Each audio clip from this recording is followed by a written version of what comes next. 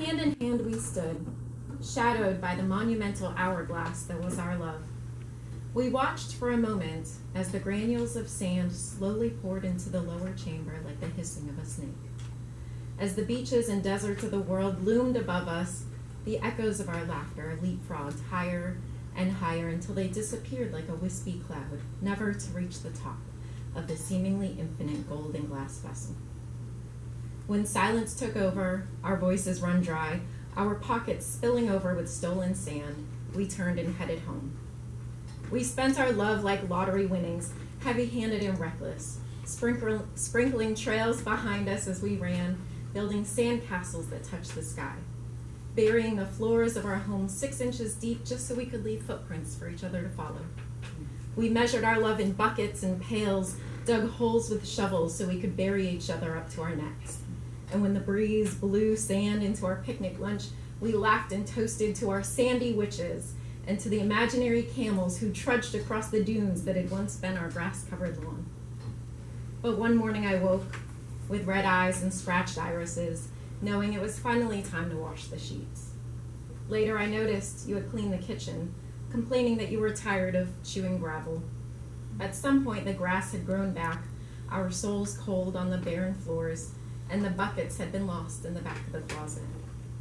On a chilly night I laid my head on your chest, but your arms did not wrap around me as they had every night since the beginning. Your hands ran as far away from my body as they could, a crucifixion instead of a cocoon. In the morning I walked with lonely palms to our towering timekeeper. The sun shone blindingly through clear, empty glass. The last grain had fallen, and there was no love left to give.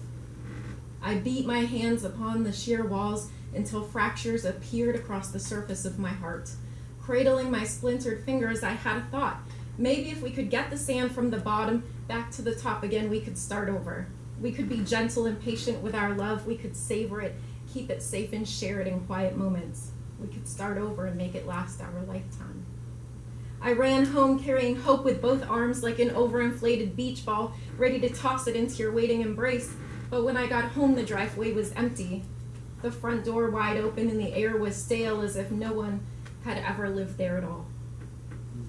My arms dropped to my sides.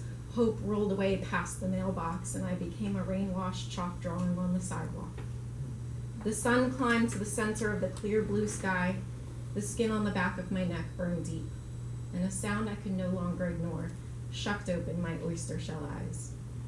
The straining and squealing of 4 black wheels hauling a rusted wagon, overflowing with a secret stash of sand pulled by your radiant smile and an outstretched hand.